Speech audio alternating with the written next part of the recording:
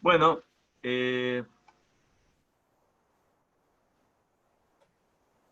Ahí tendrías que escuchar. Ahí está.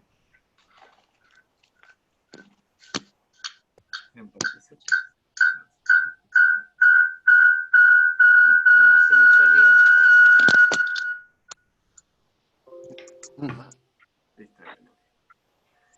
bueno, buen día a todos. Por favor, yo silencié, les pido por favor que se silencié a todos. Todos tienen la posibilidad de abrir el micrófono, pero les pido por favor que se silencien porque si no entra mucho el retorno de los que están hablando. Hay alguien que no... Bueno, a ver, silenciar a Carlos. Si no entra mucho el retorno de los que están hablando y además entra mucho los ruidos del medio, ¿sí?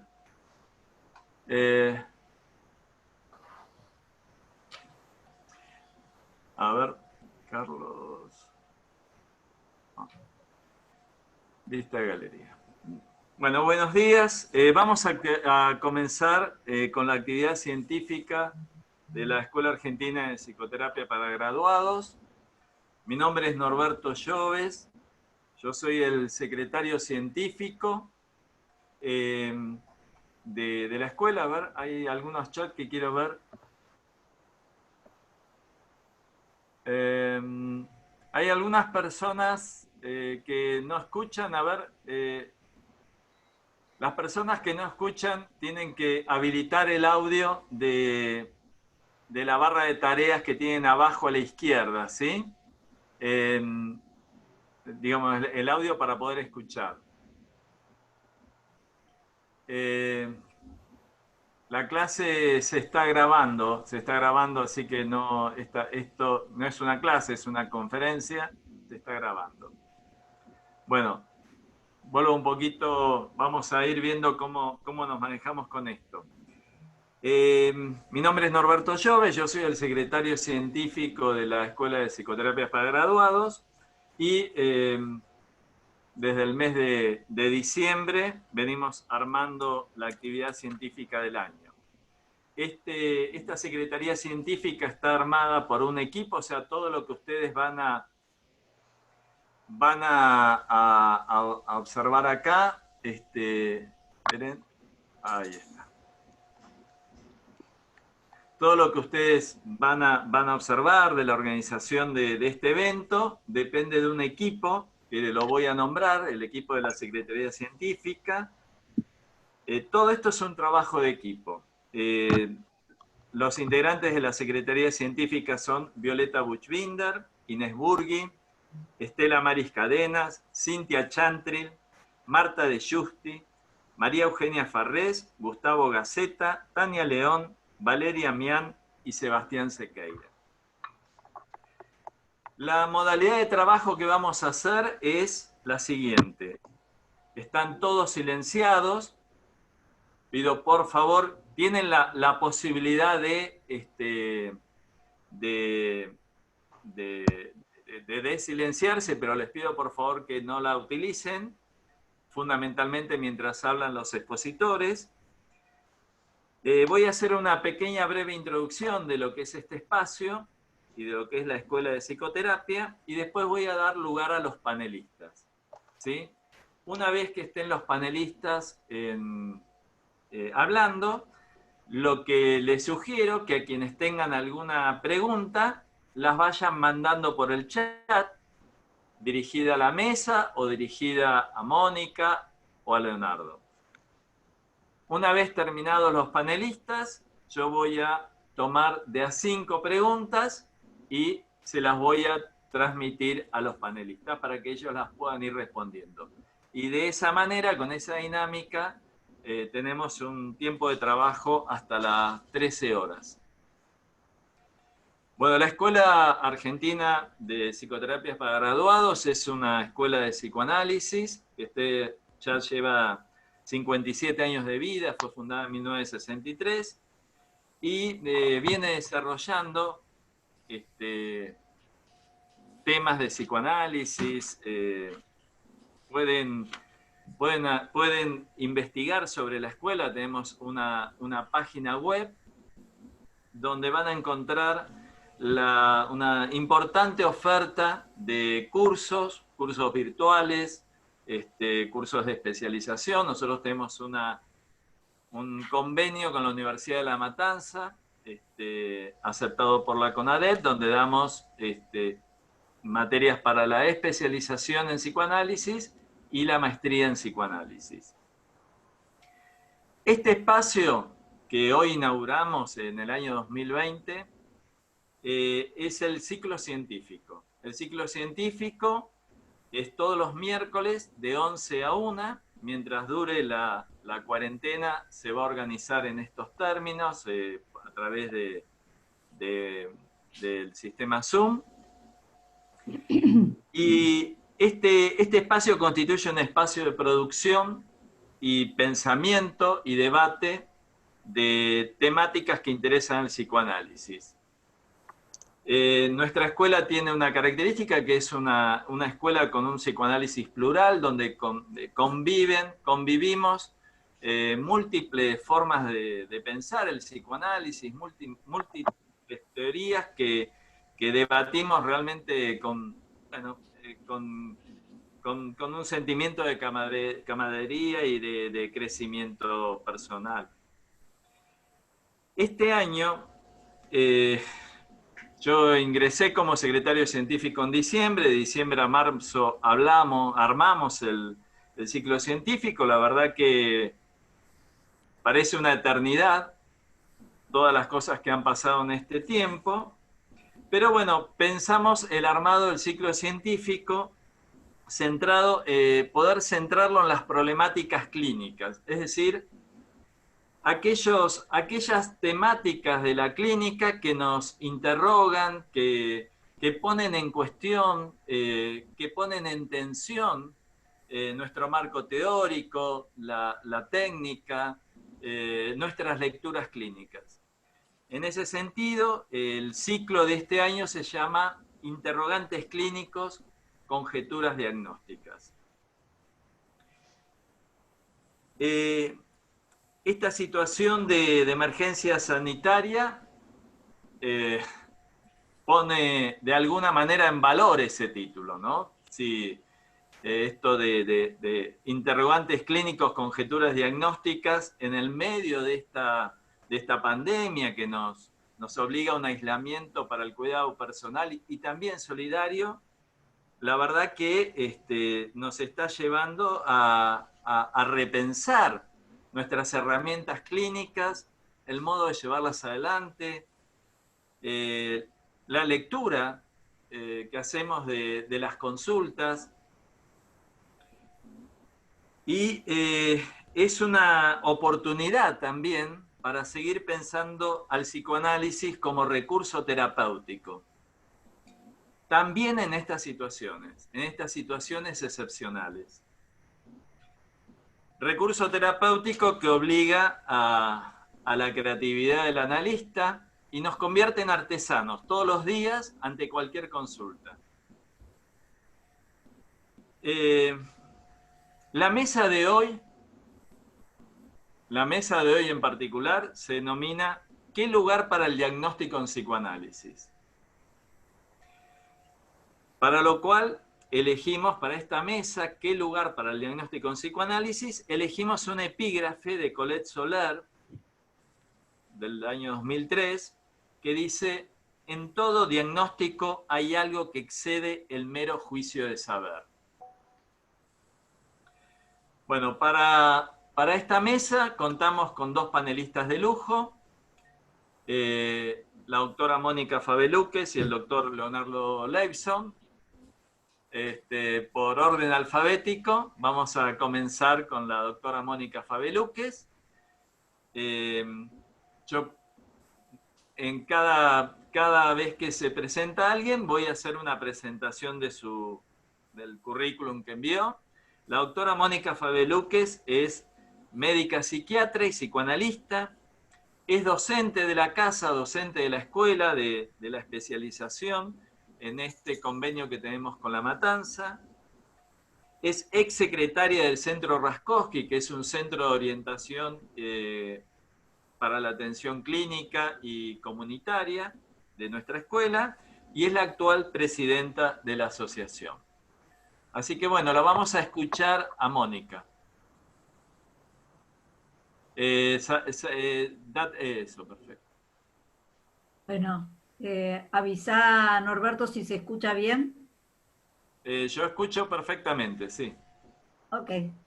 Bueno, lo primero que quería decir era, celebro que estemos juntos, empezando este año en estas circunstancias tan difíciles para cada uno, para la familia, para la institución también.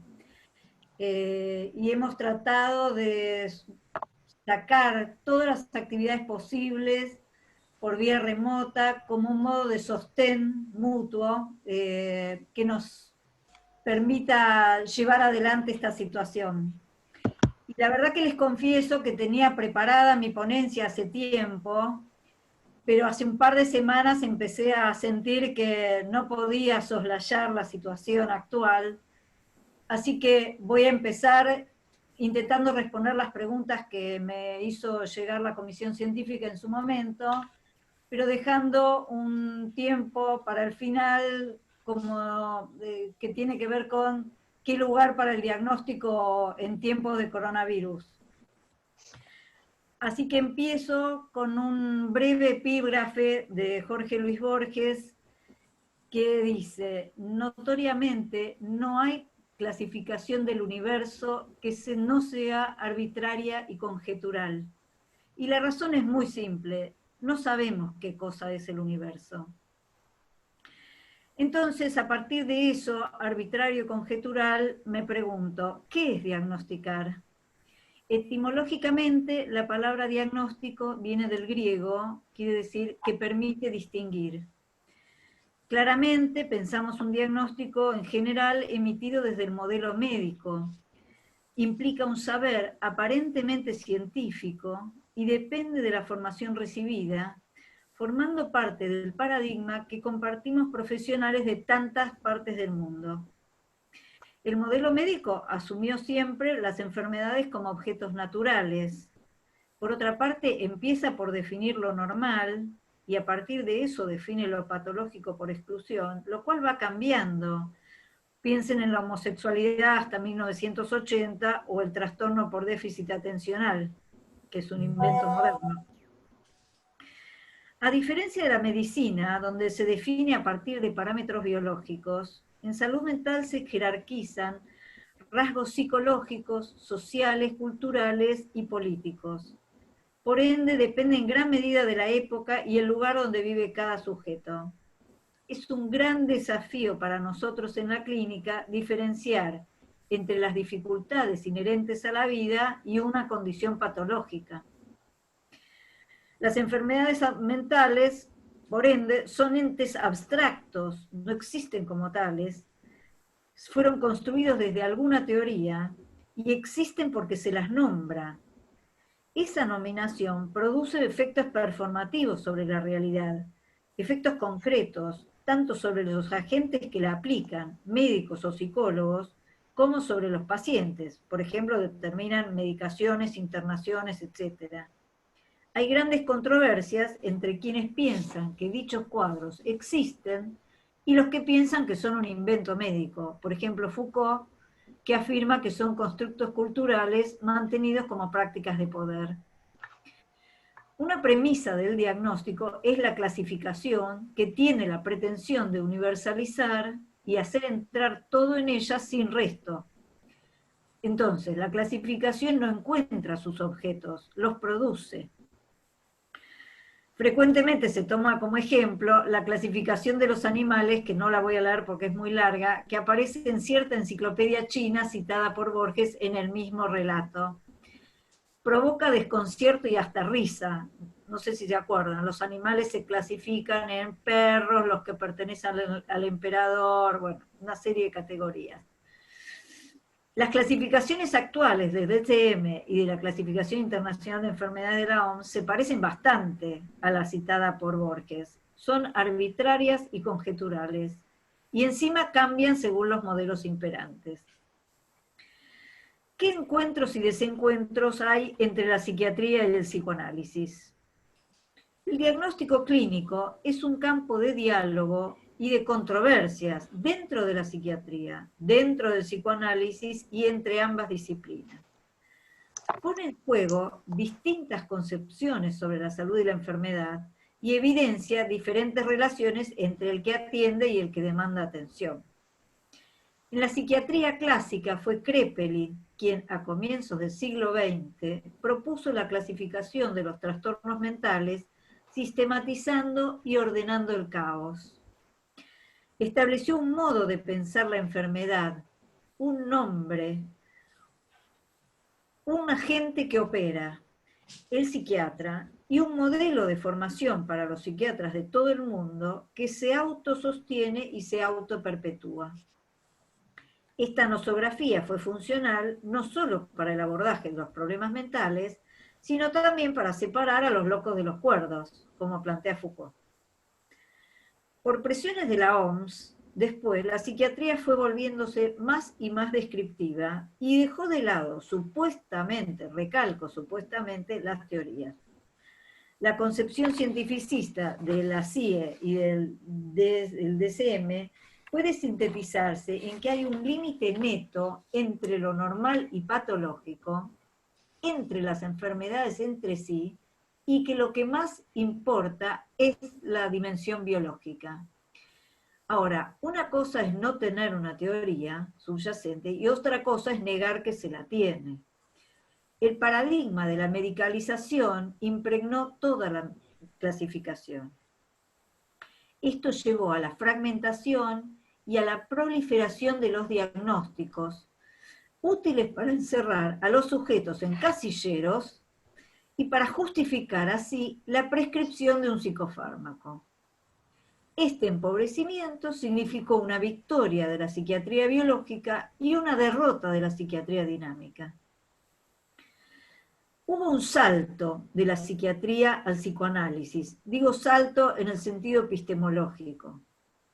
Desde el inicio, la cuestión del diagnóstico en psicoanálisis ha marcado una diferencia fundamental respecto a la fenomenología psiquiátrica, ya que Freud, al ir desarrollando la clínica y en paralelo la teoría psicoanalítica, va pensando los cuadros clínicos a partir de los mecanismos de producción de los síntomas. Esto funda la psicopatología psicoanalítica, que se va complejizando y conformando una nueva nosografía. Así, delimitó primero la psiconeurosis de defensa de las neurosis actuales. Luego ubica al sujeto en transferencia y diferencia entonces las neurosis de transferencia de las neurosis narcisistas, para finalmente proponer la división entre neurosis, psicosis y perversiones. La introducción del esquema de la decisión del yo y la tercera tópica propone la coexistencia de corrientes de la vida psíquica en un mismo sujeto y muestra un funcionamiento mental que no es el de la neurosis clásica ni el de la psicosis desorganizada. Esta teoría, continuada por los desarrollos de los post-freudianos como André Green, permite comprender los cuadros de la patología psicosomática, las adicciones, las actuaciones, el campo de lo fronterizo, etc. Freud valoraba el diagnóstico inicial, a tal punto que en la iniciación del tratamiento, en el 1913, propuso un tratamiento de prueba que ahora llamamos primeras entrevistas, para conocer el caso y determinar si era adecuado para un tratamiento psicoanalítico. Lo llevaba el propósito de diferenciar entre los cuadros neuróticos y las formas iniciales de la psicosis, para las que aseveraba que el psicoanálisis estaba contraindicado. De cualquier modo, tampoco eso permitía diagnósticos seguros. Lo que estaba allí implícito era la cuestión no solo del diagnóstico psicopatológico, sino de la analizabilidad. Con Melanie Klein y sus continuadores, el diagnóstico pasó a estar en desuso por la teoría de que todas las personas eran analizables y se proponía usar el diván desde las primeras entrevistas. Luego, en Argentina, desde los años 60, Blecher y Lieberman retoman el interés por el diagnóstico y la formulación de indicadores útiles en la clínica. Lo buscado ahí era el hacer un pronóstico del proceso terapéutico. Hay una intervención de Winnicott en 1959, un interesante artículo que se llama La clasificación. Pregunta, ¿hay una contribución psicoanalítica a la clasificación psiquiátrica? Él dice que el psicoanálisis ha destruido la idea de las entidades patológicas. Para él, el diagnóstico no solo va aclarándose a medida que avanza el análisis, sino que también se modifica. En una histérica, plantea, puede revelarse una esquizofrenia subyacente. Un esquizoide puede resultar ser el miembro sano de un grupo familiar enfermo. Y un obsesivo quizás un depresivo. Particularmente, el concepto de falso y verdadero self reubica el problema de la patología del funcionamiento mental a los problemas del medio ambiente, que facilita o no la integración del self. Entonces lo que propone es clasificar al medio ambiente, no a las personas. Lacan, como Freud, no desmiente la raigambre psiquiátrica y profundiza en el concepto de estructura de los tipos clínicos freudianos: neurosis, psicosis y perversión. En el campo lacaniano se remarca la importancia del diagnóstico de estructura en la dirección de la cura, sobre todo de la psicosis y la prepsicosis, por el riesgo del desencadenamiento. Para algunos es un tiempo insoslayable al comienzo del tratamiento. Voy terminando con el rastreo. En el campo del psicoanálisis, un punto de vista diferente lo plantea Silvia Bleichmar cuando propone un diagnóstico en diacronía, en el momento de la consulta y luego también en cada momento del tratamiento. Los síntomas son comprendidos como indicadores del funcionamiento psíquico, el predominio del autoerotismo, el narcisismo, la represión instaurada o no, el Edipo, etc., que puede cambiar en el tiempo, espontáneamente, y además concibe la posibilidad de la neogénesis, o sea, el cambio estructural. Entonces, también propone la idea de un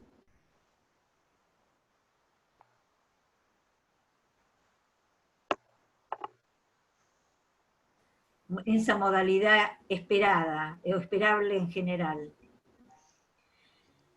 que no coincide. Mónica se cortó un poquito. También propone, cuando decías también propone... La idea de un diagnóstico complejo, Ahí. conociendo una modalidad dominante y fenómenos marginales que pueden aparecer circunstancialmente. Eso coincide con la idea de un psiquismo no homogéneo, y uno no debiera dejar de lado esos fenómenos temporarios, solo por hacerlo entrar en algún casillero.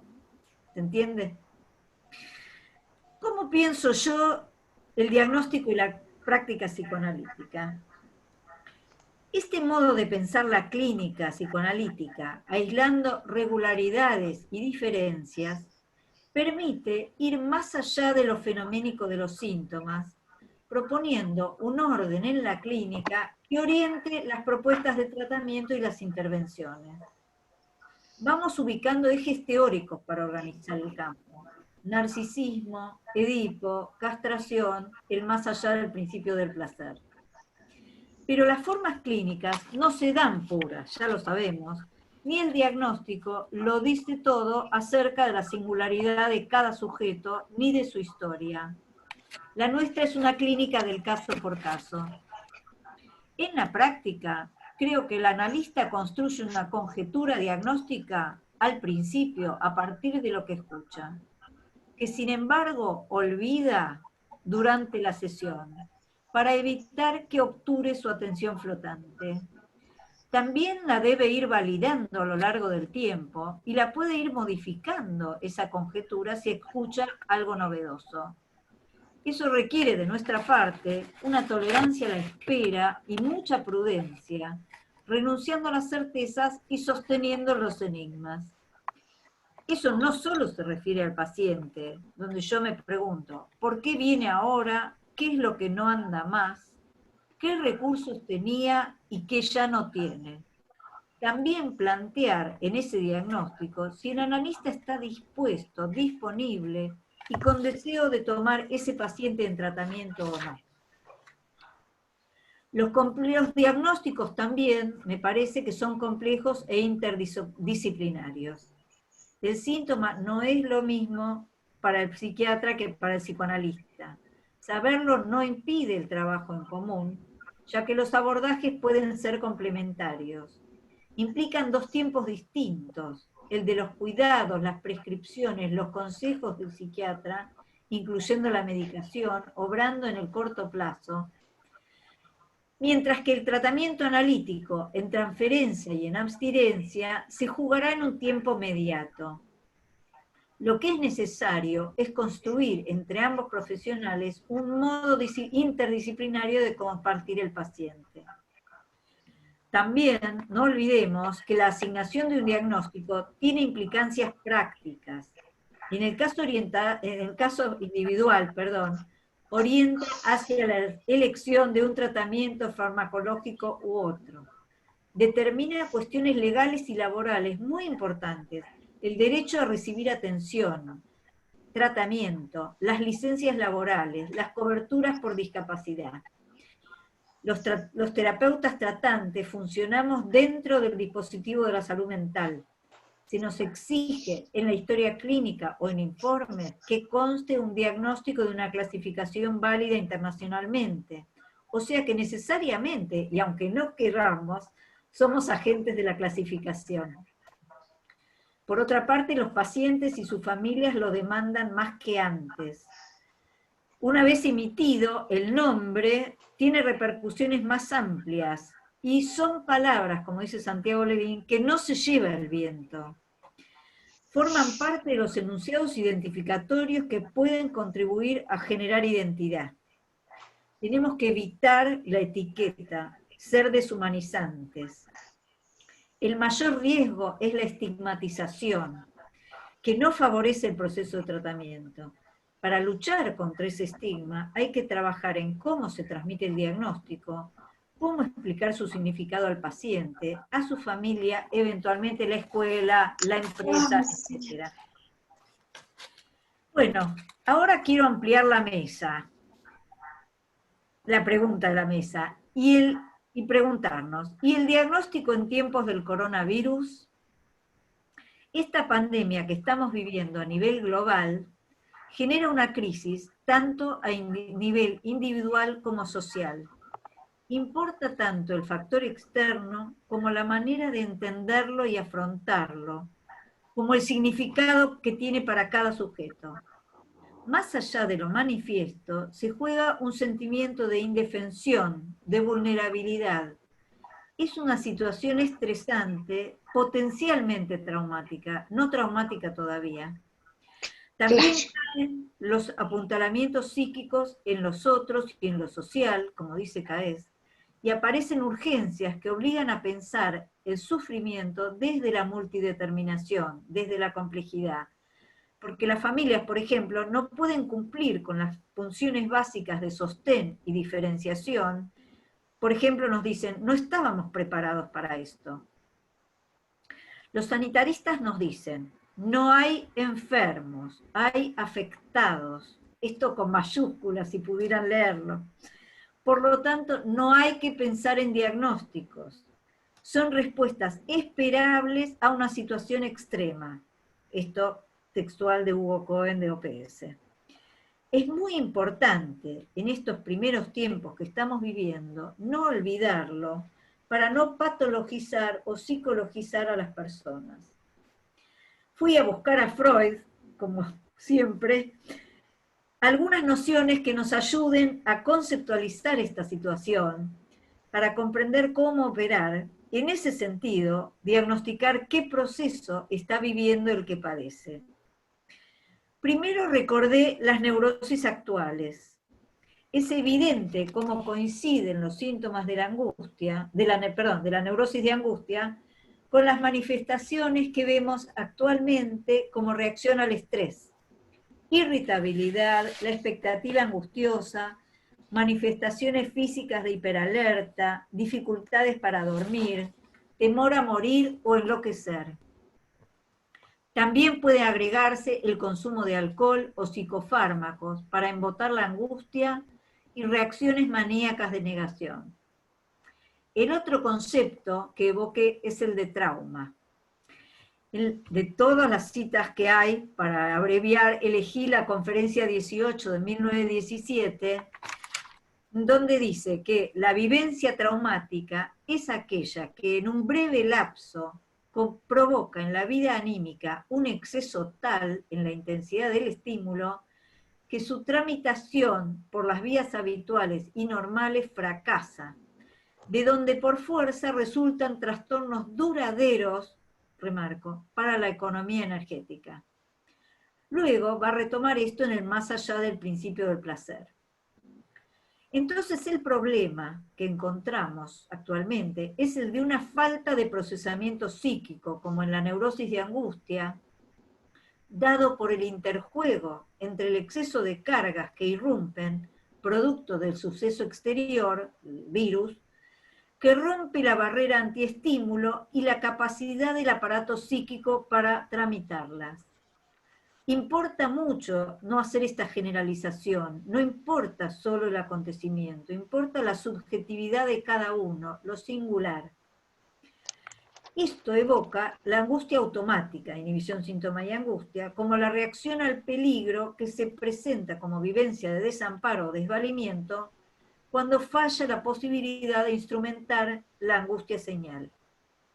Podemos ver 3 tiempos en el traumatismo psíquico. Yo creo que hay algunas personas que ya están haciendo los 3 tiempos. En el primer tiempo, los recursos habituales del sujeto no son suficientes porque se desorganiza el yo. Aparece angustia de muerte. Las defensas primitivas como la escisión y la desmentida comandan. Lo vimos, por ejemplo, en los que se fueron a la costa, ¿sí? No eran porque eran malas personas, como fueron estigmatizados, es porque negaban el peligro. El segundo tiempo, una intensa angustia que busca en la realidad señales donde fijarse. El temor por la supervivencia ocupa todo el interés y aparece la apatía, la desconcentración. Son personas que, aunque consulten ahora, escuchan poco lo que uno tiene para decirles. Puede haber pesadillas. En el tercer tiempo aparecen sentimientos depresivos, que resultan de lo que, siguiendo a Silvia Bleichmar, podemos caracterizar como procesos de desubjetivación, que pueden transformarse también en salidas maníacas, en adicción o agresividad. Este aumento de la violencia no hay que pensarlo solo desde la cuestión de género, ¿no? Es una situación donde la irritabilidad puede desembocar en reacciones de violencia en personas antes no violentas. Ante la vivencia de peligro, podemos ver un conflicto entre la autoconservación de la vida y la autopreservación del yo y de sus valores. Esto lo pienso, por ejemplo, en los que discriminan a los médicos. Tampoco son malas personas, no son nazis. Son personas que están en terror y que lo que hay que ayudarlos es a comprender que la circulación del médico no los pone en peligro. También en el tema de los valores, me contaba una médica de Nueva York, una persona de más de 65 años con un problema respiratorio, que decidió no ofrecerse como voluntaria para la asistencia de pacientes, y que eso la había tranquilizado, pero le había generado muchísima culpa. Esto también vamos a ver. El traumatismo entonces ataca al yo desde el exterior y también desde el interior, si el yo se ve desbordado por las excitaciones externas que no puede tramitar. Recuerdo a Carlos Schenkerman, que decía, el epicentro del terremoto de México está en la cabeza de cada uno. Podríamos decir que el virus también. Entonces dejo una pregunta que nos va a tocar a los especialistas, ¿no? ¿Cuándo se traspasa el umbral de ser afectado para ser considerado paciente?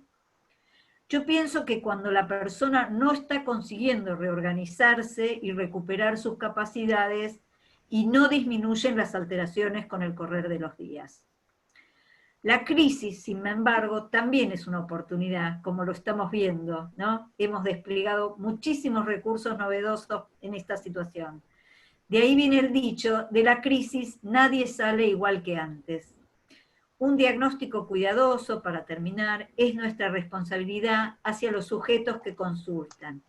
Tener claro desde dónde nos posicionamos, para qué lo emitimos y las limitaciones que tenemos, nos protegerá a nosotros y a los pacientes, tanto de excesos como de abdicar en nuestra tarea. Bueno, hasta acá. Bueno, muchas gracias, Mónica. Vamos a pasar ahora al segundo panelista. En principio, vuelvo a pedir, por favor, que mantengan apagados sus micrófonos. Cada tanto aparece alguien que por ahí se olvida de mantener apagado el micrófono y esto implica que entren ruidos de afuera que distraen a la posibilidad de escuchar al panelista. Ahora vamos a dar lugar a Leonardo Leibson. Leonardo es psicoanalista, médico recibido en la UBA, especialista en psiquiatría de APSA, es profesor adjunto regular de psicopatología de la Facultad de Psicología de la UBA, es docente de la maestría en psicoanálisis de la Facultad de la UBA, docente de posgrados del Instituto de Altos Estudios Universitarios de Barcelona, España, director de un proyecto de UBA-CIT, miembro del Foro Analítico del Río de la Plata y de la Escuela de Psicoanálisis de los Foros del Campo Lacaniano, docente del Colegio Clínico del Río de la Plata, es docente y supervisor del Hospital Álvarez, coordinador de servicios de psicopatología de la Cátedra 2 de Psicopatología de la sede de la UBA, es director médico de El Hostal Casa de Medio Camino, y es autor de algunos libros. Vista de galería, vista del hablante. Es autor de algunos libros.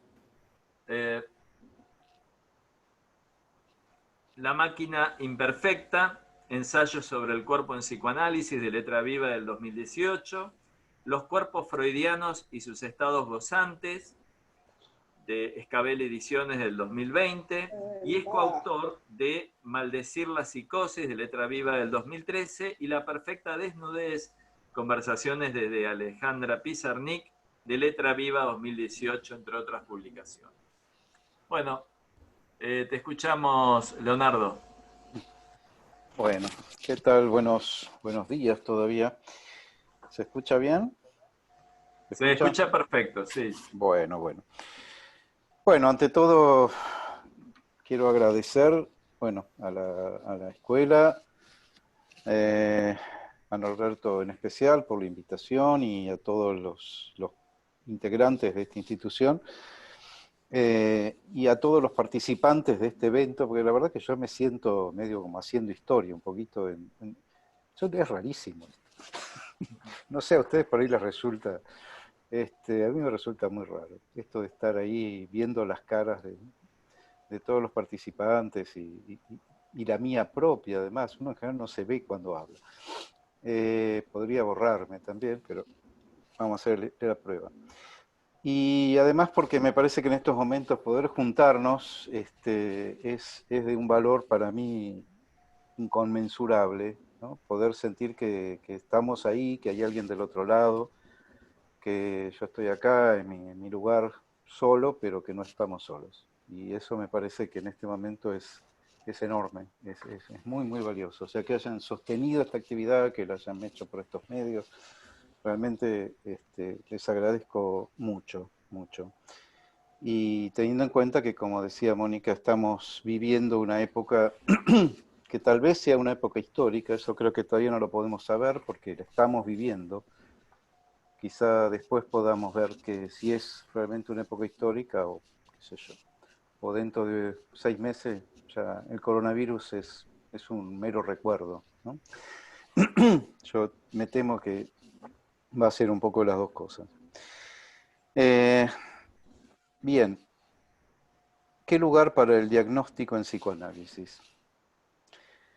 Retomo el epígrafe de Colette Soler: en todo diagnóstico hay algo que excede el mero juicio de saber. Me parece que es un muy buen epígrafe porque va justamente al corazón de la cuestión, ¿sí? Dado que en psicoanálisis no se trata de un mero juicio de saber, ¿no? Y el tema del diagnóstico es un tema que abarca y toma muchas cuestiones y que por supuesto está en la juntura entre el psicoanálisis y la medicina, entre el psicoanálisis y la psiquiatría, como una cuestión de método, como una cuestión de posición, como una cuestión ética. Yo voy a tomar algunas de los puntos que me resulta, que me sugiere el título y bueno, por ahí armando alguna especie de rompecabezas. La desgracia de hablar segundo es que uno ya no puede usar lo que usó el otro, porque yo iba a empezar exactamente con esa cita de Borges, que yo la pensaba leer, la de la clasificación, ¿no? Porque además la enciclopedia china que Borges dice es del doctor Franz Kuhn, ¿no? Es curioso porque Franz Kuhn existió.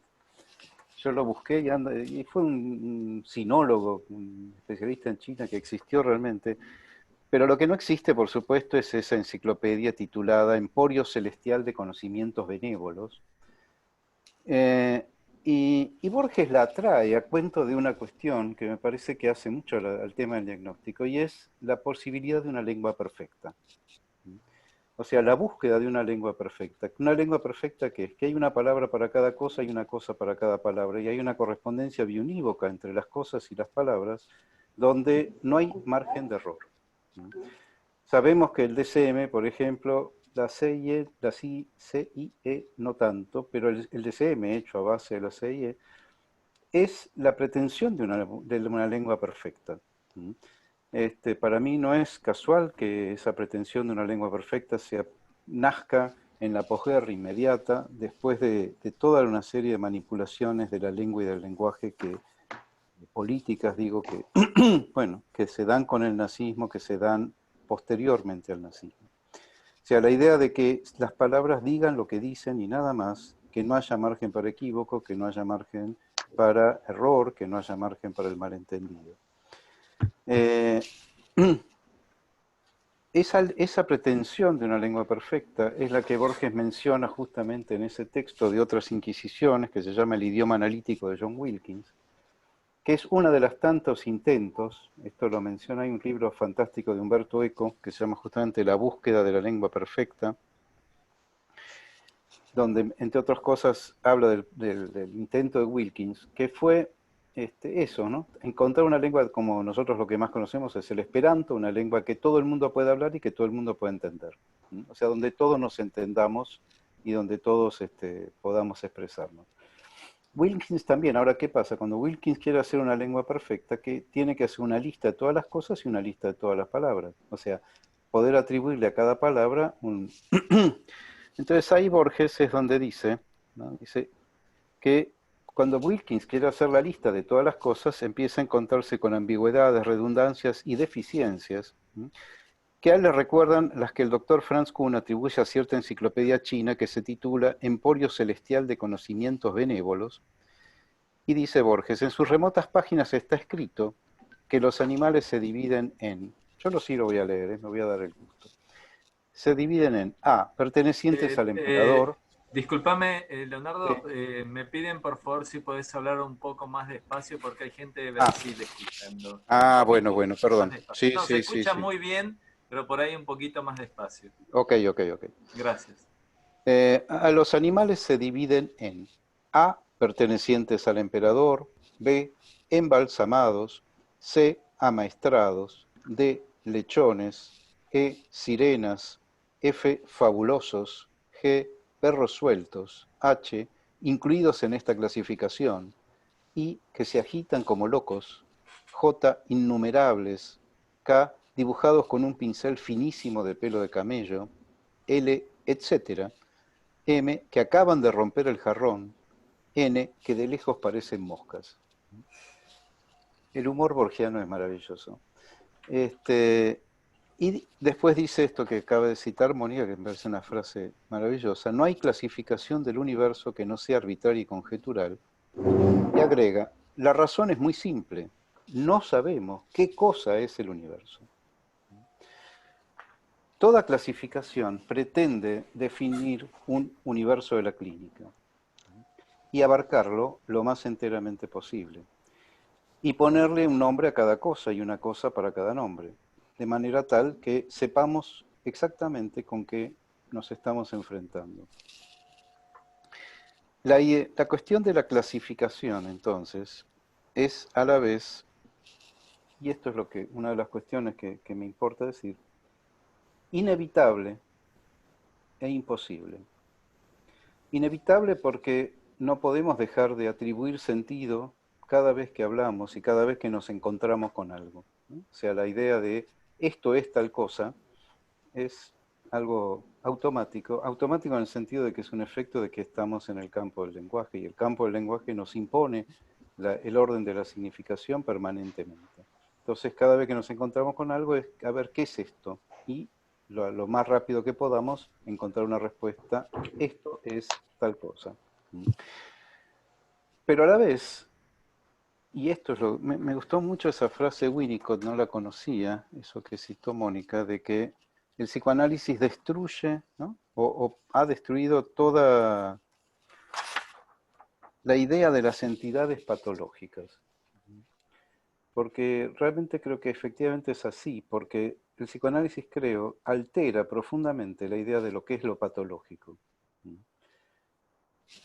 apoyándonos en que hay una idea psicoanalítica del síntoma que se pone en quiebre, que se pone en cruz, con la idea relativamente tradicional de lo que es lo patológico, de lo que es el síntoma como tal. Idea que además no es de siempre. Para Hipócrates no había patológico y normal. Él decía, no hay enfermedades sino enfermos, una frase que ha sido retomada muchas veces, y que podría haberla dicho Freud perfectamente. Y en la Edad Media, por ejemplo, no había lo patológico, había lo demoníaco, que no era exactamente lo mismo. O sea, había gente tomada por el demonio que entonces enloquecía, o tomada por los espíritus, bueno. Pero la idea de lo patológico, como señalaba Mónica, nace con la psiquiatría que llamamos clásica, nace en realidad un poquito antes de Kraepelin, con Pinel, cuando efectivamente separa a los delincuentes que son malvados de los delincuentes que han delinquido por no estar en sus cabales, ¿no? Los dementes o los alienados, dando un paso enorme, gigantesco, que es justamente crear una disciplina como la psiquiatría que está y nace ya así, es engendrada por una relación bastante espuria entre la medicina y el derecho. A partir de ahí, efectivamente, y junto con lo que la medicina le pasa a partir de 1850 más o menos, o sea, cuando la medicina se vuelve efectivamente científica, está esta idea de hacer una clasificación que tiene que ver con la anatomía patológica y con la fisiopatología, o sea, donde haya una correspondencia también entre una alteración anatómica, una alteración fisiológica y una manifestación clínica.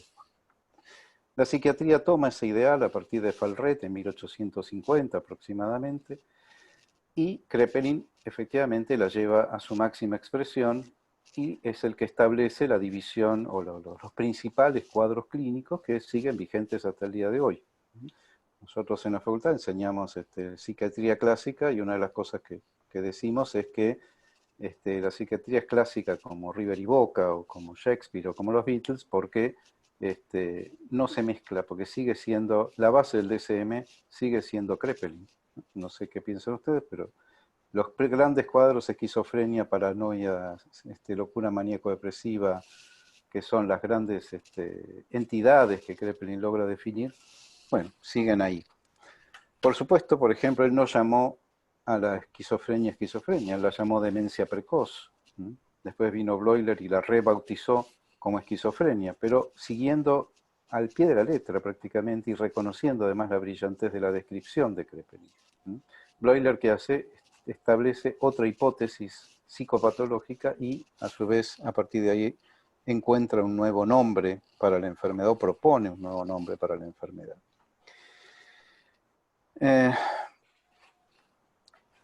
Esta cuestión de las clasificaciones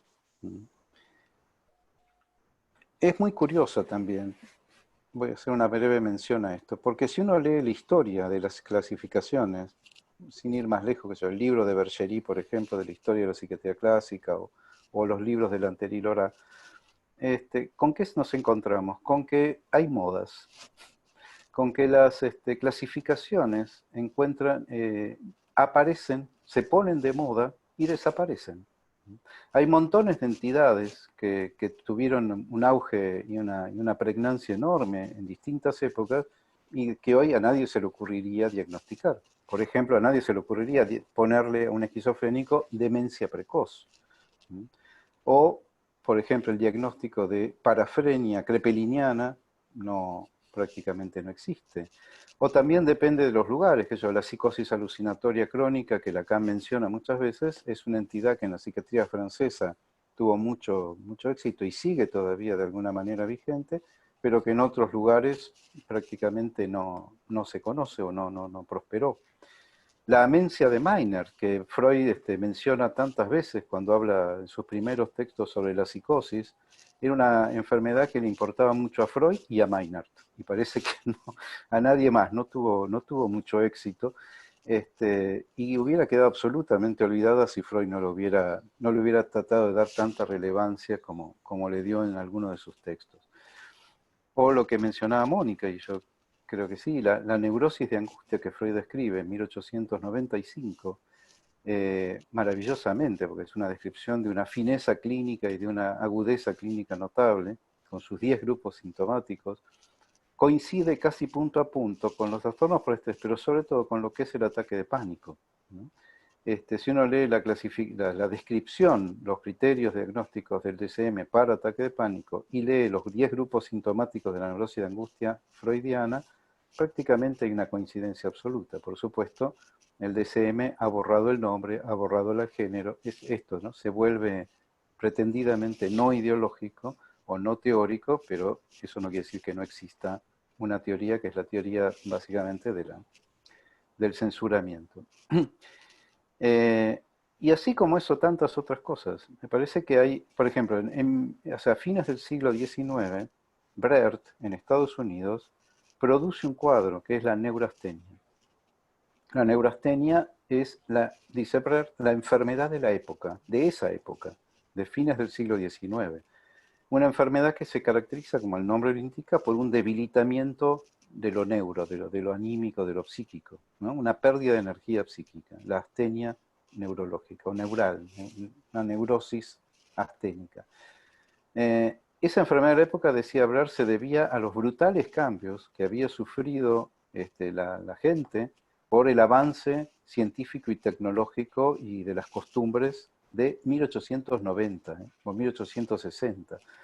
O sea, era una vida agitadísima en 1860. Nosotros nos quejamos de la de ahora, pero... y la neurastenia aparece por doquier, es una enfermedad que se vuelve... sirve para explicar muchísimas cosas. Hoy en día a nadie se le ocurriría diagnosticar neurastenia. O sea, desaparece. A pesar de, bueno, Freud mismo critica la noción de neurastenia cuando establece la neurosis de angustia. Quiero decir con todo esto que toda clasificación, como diría Borges, es arbitraria y conjetural.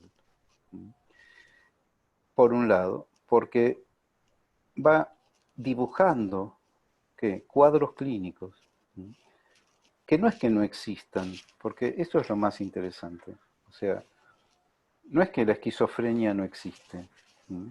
Existe, pero ¿qué es? ¿Es, como dice Foucault, un puro producto discursivo? Sí y no, podríamos decir, porque hay toda una correspondencia, si bien hasta el día de hoy se sigue discutiendo y hay discusiones muy abundantes acerca de qué es realmente la esquizofrenia, a qué podemos llamar esquizofrenia y a qué no, si nos corremos un poco de los criterios mayores y menores del DSM. Entonces, hay algo impreciso en la clasificación. Y volviendo a la pregunta, entonces, ¿qué lugar le damos en psicoanálisis a el diagnóstico? Nuevamente, para la medicina y para la psiquiatría, el diagnóstico es una herramienta fundamental. Yo siempre cito en esto, ¿se acuerdan de Doctor House? La serie Doctor House. Doctor House es un jefe de un departamento de la clínica donde él trabaja, que es el departamento de diagnóstico. O sea, Doctor House es un especialista en hacer diagnósticos. Y efectivamente cada capítulo de la serie era eso, ¿no? Un enfermo que aparece, no se sabe qué tiene, y toda la trama casi policíaca para llegar a descubrir de qué está enfermo. ¿Por qué era tan importante el diagnóstico? Porque una vez que se encuentra el diagnóstico en medicina, el tratamiento va de suyo. O sea, si se establece el diagnóstico, se sabe cuál es el tratamiento que tiene que seguir. Es la lógica del instante de la mirada. Se ve eso, se sabe ya qué hay que hacer. A tal diagnóstico, tal tratamiento. Hay una correspondencia bionívoca, hay protocolos hoy en día para prácticamente todo. Por supuesto, puede haber discusiones si esto, o aquel, o tal cosa, o tal otra, o tal dosis, o tal otra, pero una vez establecido el diagnóstico, lo que es el árbol de decisión de los tratamientos es en algún sentido automático, va de suyo. Donde lo interesante además es que el diagnóstico puede decirlo cualquiera. O sea, el diagnóstico se elabora en base a datos que son absolutamente impersonales. No importa quién los diga, no importa cómo se digan, importa el dato como tal, importa el puro sentido del dato. Entonces, como le pasaba a Howe, ¿no? Ponía en un pizarrón todos los datos que tenía y de esos datos armaba el rompecabezas que daba por resultado el diagnóstico. Y ahí terminaba el capítulo, porque a veces el diagnóstico era errado porque el tratamiento no funcionaba, o sea, la prueba terapéutica no funcionaba y había que volver a repensar el diagnóstico. Pero una vez encontrado el diagnóstico certero, el capítulo ya estaba, ya se había encontrado al asesino. En psicoanálisis no es así.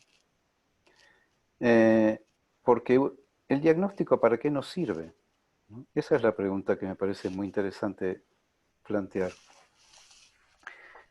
Y nuevamente, así como es inevitable, puede ser resistencial. El diagnóstico puede estar al servicio de la resistencia. Esto se ve, yo por lo menos lo veo mucho cuando nos encontramos con gente que está iniciándose en su práctica, ¿no? Residentes, concurrentes, que por ahí en supervisiones, donde la preocupación por el diagnóstico es casi no solo pregnante, sino principal, ¿no? Bueno, ¿de qué se trata? Y creo que en eso sí pesa mucho lo que también citaba Mónica recién, que es este miedo a que si es un psicótico lo voy a descompensar. El problema es que no se puede sostener la posición del analista con miedo. Desde el miedo, me parece, no se puede sostener nunca la posición del analista. Entonces, es tan importante. Y la otro problema, digo, es resistencial, ¿por qué? Porque cuando estamos tratando de descubrir el diagnóstico, no podemos en general escuchar lo que el paciente está diciendo. O sea, ¿qué le pasa a aquel que está, con quien estamos hablando o que nos está hablando? Pero a la vez, entonces podríamos decir, bueno, saquemos el diagnóstico, borrémoslo. Y es la posición de algunos, no sé si muchos, pero hay analistas que plantean eso. El diagnóstico no sirve absolutamente para nada. Hay incluso muchos que plantean que la psicopatología no sirve absolutamente para nada. que ninguna clasificación puede decir nada en relación a la práctica analítica. O sea, hay posiciones extremas, radicales en relación a esto, que incluso sería un contrasentido hablar de clínica psicoanalítica. Me parece que tampoco se trata de eso, porque sin el diagnóstico, ahora, ¿el diagnóstico de qué? Nuevamente, pero sin el diagnóstico estamos tratando de hacer una práctica que sea aconceptual, como si pudiéramos borrar todo concepto previo, todo saber previo, y pretendiéramos hacer algo que, no sé, que estaríamos inventando en cada instante. Me parece que una cuestión es si el diagnóstico es el fin o no de nuestro procedimiento. Porque que tengamos un diagnóstico en psicoanálisis no nos dice cuál es el tratamiento. A lo sumo nos podrá dar alguna idea, alguna sugerencia acerca de qué conviene que hagamos y qué por ahí conviene que no hagamos. En ese sentido, yo creo que el único diagnóstico que realmente importa, perdonen si voy a ser un poco franco y un poco brutal, el único diagnóstico que realmente importa, para mi gusto, es la diferencia entre neurosis y psicosis. O poder plantear algunas cuestiones de la diferencia estructural entre neurosis y psicosis. ¿Por qué? Hay una frase que dice Lacan al principio del texto de una cuestión preliminar a todo tratamiento posible de la psicosis, que para mí es una guía, que es cuando él va a contar un ejemplo que obtuvo en una presentación de enfermos, de una paciente que se vuelve famosa, que escucha que le dicen marrana. Él dice que semejante hallazgo, ¿no? O sea, encontrarse con ese fenómeno elemental, dice, solo se da al precio de una sumisión completa, aun cuando sea enterada, a las posiciones propiamente subjetivas del enfermo. Sumisión que de no lograrse lo único que produce es reticencia en el enfermo, y no nos va a hablar. A mí me parece clave esa cuestión, porque hay una sumisión completa a las posiciones propiamente subjetivas del enfermo. Hay varias cuestiones ahí. Primero, no es una sumisión al enfermo, sino a sus posiciones propiamente subjetivas, o sea, podríamos traducirlo, a las condiciones de estructura de su subjetividad.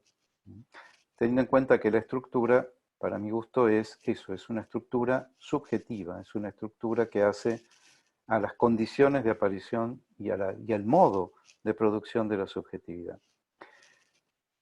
Sumisión completa, además, ¿no? Algo que invierte totalmente la posición clásica, como Foucault la describe, de la psiquiatría. Porque para la psiquiatría clásica y la actual, ¿de qué se trata? De someter al enfermo a una idea de normalidad. O sea, el síntoma es la expresión de una desviación de la normalidad. Existe la normalidad y existe la desviación. O sea, una idea religiosa de la patología en el fondo, porque es muy parecida a la idea del pecado. El pecado es un desvío de la norma. La patología también es un desvío de la norma. Y de lo que se trata es de volver al cordero descarriado al surco correcto de la normalidad. Si le gusta bien y si no le gusta también. Recomiendo leer El poder psiquiátrico, un libro de Foucault maravilloso. Entonces, Lacan lo que plantea, yo creo que siguiendo la posición freudiana, es que no se trata de volver a nadie a ningún surco, sino de que el analista se somete a las posiciones propiamente subjetivas del enfermo. Sumisión completa, dice Lacan, aun cuando sea advertida. O sea, el analista no se somete ingenuamente, sino que, ¿qué quiere decir someterse ahí? Dejarse tomar, para mi gusto. Dejarse tomar, hacerle lugar, ¿no? A que esas posiciones propiamente subjetivas, a que ese modo de decir y de estar, o ese modo de decir que supone también un modo de constituirse el cuerpo y de presentarse el cuerpo, se plantee ahí. Si no conocemos cuáles son las condiciones propiamente subjetivas de la neurosis y de la psicosis, difícilmente podamos someternos a ellas. Me parece que ahí es donde tanto la psicopatología como el diagnóstico realmente son necesarias. O sea, no solo son inevitables, sino que son necesarias. Y a la vez son imposibles. ¿Por qué? Porque, como dice Borges, no sabemos qué cosa es el universo. Entonces, porque no hay universo. Lacan también dice, no hay universo de discurso, porque no hay una palabra para cada cosa ni una cosa para cada palabra. Hay desencuentro entre las palabras y las cosas. Bueno, hablando de estos temas se pone muy Foucaultiano. Yo no suelo ser tan Foucaultiano, pero hablando de estas cosas uno se pone así. No hay desencuentro entre las palabras y las cosas, y esto justamente es lo que Freud nos enseña. O sea que no hay manera de que todo se pueda decir y de que todo se pueda entender y de que encontremos una denominación exacta para cada cosa.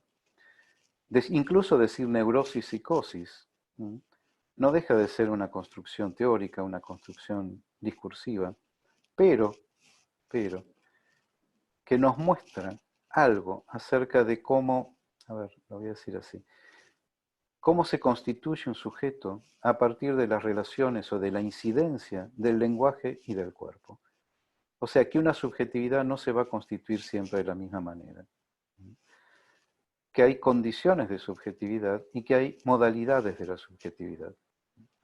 Y que por eso la neurosis y la psicosis son dos modos de la normalidad, dice Lacan, incluso agregando la perversión, ¿no? Neurosis, psicosis y perversión son modos de la normalidad. No son patologías con respecto a una supuesta salud o a una supuesta normalidad, sino modos de la normalidad. Recuerdo ahora, disculpen si es un poco desordenado, Freud, por ejemplo, una de las pocas definiciones de Freud que da de la salud, ya que Mónica citó esto de la salud mental, y es cierto, estamos en ese campo, pero la salud, el diagnóstico de salud, ¿cómo lo hacemos? ¿No? Si nos corremos de la definición canónica de la OMS. Freud, ¿qué dice? La salud es una mezcla de neurosis y psicosis. Es fantástico. Es como el neurótico que no desmiente la realidad, pero es como el psicótico que pretende cambiarla. Esto lo dice en Pérdida de Realidad, Neurosis y Psicosis. O sea que la salud, en definitiva, es una mezcla de la locura y la neurosis. Más o menos de eso estamos hechos. Pero es una cuestión, en definitiva, ¿cuál es el punto? Transferencial. Es una frase hecha, es una frase habitual, decir, bueno, el diagnóstico en psicoanálisis es en transferencia o bajo transferencia, ¿no? ¿Qué quiere decir eso? Quiere decir que justamente el cuadro clínico que toda clasificación psiquiátrica plantea es eso, es un cuadro, es una descripción, es una pintura que además de su fijeza o de su pretendida fijeza, excluye tanto al paciente como al médico. En el cuadro clínico no hay lugar ni para el paciente, quiero decir el paciente singular, ni para el médico. El cuadro es el cuadro. Si aparece, bien, y si no aparece, bueno, será otra cosa. Entonces, ese cuadro clínico nos excluye, y el psicoanalista, si algo no puede, es quedar excluido de la escena. Me parece que decir que el diagnóstico es en transferencia, quiere decir que estamos implicados, que estamos incluidos en ese diagnóstico que estamos formulando. Por eso siempre recuerdo, sí, que tenía alguien que fue como mi maestro en psiquiatría, que decía una frase que después es un aforismo muy común, que dice, en psiquiatría el diagnóstico siempre se escribe con lápiz, ¿no? O sea, siempre tenemos que estar dispuestos a cambiarlo, siempre tenemos que saber que puede ser otra cosa, ¿no? Pero que vale como construcción parcial, ¿no? Lo necesitamos para eso, para decir, bueno, a ver, me someto a estas posiciones propiamente subjetivas, sabiendo que me puedo equivocar, y en ese sentido, como dice Colette Soler, excede el mero juicio de saber, porque la transferencia excede el mero juicio de saber. Y la transferencia supone que podemos no solo quedar implicados en eso, sino hacer una lectura de eso en lo que estamos implicados. Dos cosas para terminar. El analista es al menos dos, dice Lacan, el que sostiene el acto y aquel que da cuenta de su acto. El que diagnostica es aquel que da cuenta de su acto, porque el que sostiene el acto analítico no puede estar diagnosticando y sosteniendo el acto analítico al mismo tiempo. Pero entre esos dos, ¿no? Que son en realidad dos estados del psicoanalista, no hay relación. Uno no puede hacer coincidir a estos dos. Hay siempre un desencuentro entre estos dos lugares. Por eso psicoanálisis es una profesión imposible, entre otras cosas, ¿no? Y para terminar, yo creo que, ¿qué lugar para el diagnóstico? A mí se me ocurrió una vez pensar esto. Lo podemos poner por delante, ¿no? Como que el diagnóstico es lo que nos va a guiar y lo que nos va a dirigir hacia la cura. Me parece que ahí funciona como resistencia, por eso, porque estamos viendo el saber del diagnóstico y no estamos escuchando al paciente. Podemos dejarlo atrás o pretender dejarlo atrás y decir, bueno, no nos importa el diagnóstico es puro verso, pero ahí nos vamos a perder, nos falta justamente una cuestión que nos oriente en esta cuestión de la clínica. A mí me parece que el lugar del diagnóstico es al costado, ¿sí? Acoté, ¿no? Así como también en algún lugar Lacan dice que el lugar del analista es, en algún sentido, acoté, al costado de lo que el paciente habla, al costado acotando incluso algo de eso. Es una especie de compañero de camino, alguien que nos sigue ahí, está ahí con nosotros, pero que ni nos guía, ni podemos tampoco dejar olvidado. Hasta aquí. Bueno, muchas gracias, Leonardo. Muy interesante ambas exposiciones. Les recuerdo a todos que todo esto se está grabando y que en poco tiempo lo vamos a subir a alguno de los medios virtuales, va a estar en la página de la escuela, así como estamos pensando en subirlo a nuestro canal de YouTube. Así que bueno, espero las preguntas que me las envían en líneas generales por chat y de a 5 preguntas vamos intercambiando con las preguntas. Por favor, mándenlas por chat, así yo las vamos leyendo y las vamos ubicando.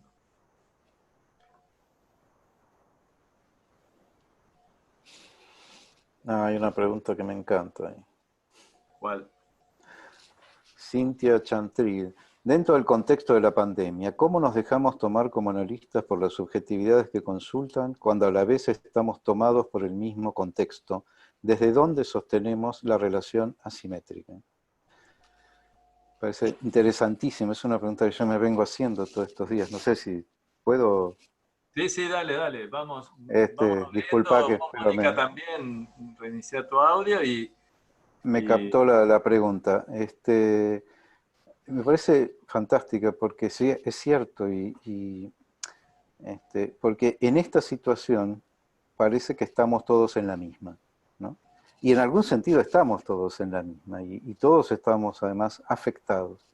Lo que me parece interesantísimo de nuestra práctica es que justamente cuando uno empieza a hablar o cuando uno empieza a escuchar, mejor todavía, ahí vemos que cada cual está tomado de una manera absolutamente singular, ¿no? Y que si bien por supuesto hay preocupaciones comunes y angustias comunes y la incertidumbre y el encierro y bueno, toda una serie de cosas que por supuesto nos afectan a todos en algún sentido por igual. La incidencia, los rebotes, las resonancias de eso, de ninguna manera son por igual.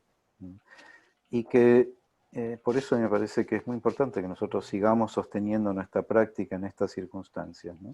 Por los medios que podamos. Porque que no se pierda en una situación donde lo colectivo es o lo masivo diría, es tan invasivo, es tan aplastante, ¿no? Que podamos sostener y recuperar la posibilidad de ver, bueno, cómo eso nos toca a cada cual. Y ahí podemos, creo, recuperar la posición del analista, ¿no?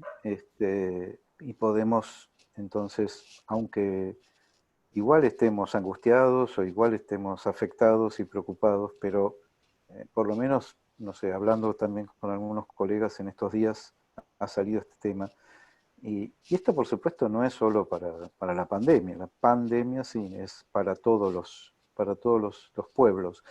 pero ¿qué de la singularidad? ¿No? Y ahí es donde justamente el lugar donde el diagnóstico se estrella contra la singularidad o donde el psicoanálisis destruye algo de eso, me parece que es un lugar valiosísimo en este momento donde parecería además, como dijo el otro día Gustavo Bertrán, el presidente actual de la SM, decía, ¿cómo puede ser? Ahora es todo discurso médico, ¿no? Los otros agentes del equipo de salud no existen, ¿no? Parecería que todo, el virus se atiende solamente desde el discurso médico, ¿no? Y que no interesa ni la cuestión social, ni la cuestión económica, ni la cuestión anímica, etcétera. Bueno, todas las otras determinaciones que encontramos, ¿no? Hay algo muy aplastante en esto, me parece, y bueno, quizás ahí los analistas tenemos algo para decir, ¿no? O mucho para decir.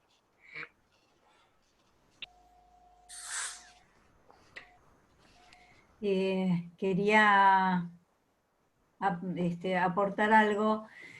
A mí me parece maravilloso si uno escucha a varios pacientes a lo largo del día, cómo se ve esto claramente, de que lo único que importa es la realidad psíquica, ¿no? Pocas veces tenemos la oportunidad de ver cómo hay un determinante común que atraviesa todas las consultas de un día, y sin embargo, qué repercusiones diferentes, ¿no? Cómo la realidad fáctica pasa a ser absolutamente tamizada por la realidad psíquica. A mí me parece eso maravilloso, como comprobación casi experimental, ¿no? Sí, es cierto, es un campo de experiencia muy particular que estamos viviendo, sí. Pero por eso, sin desconocer, por supuesto, lo que estamos todos, y que estamos todos metidos en esta historia, poder no perder de vista, no olvidar esto, ¿no? Esto que es el descubrimiento freudiano, me parece, de la... Por bueno, supuesto, que cada cual... Sí.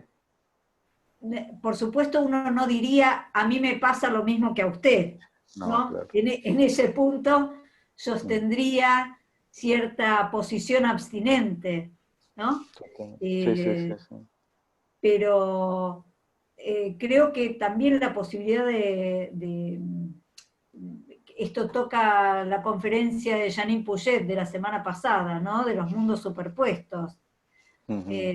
Como en realidad uno debiera hacer el esfuerzo como de no escuchar la mera realidad, ¿no? Y no como ir a la pesca de ese otro discurso. Hay Sí, que también... Sí, perdón. Vos decías.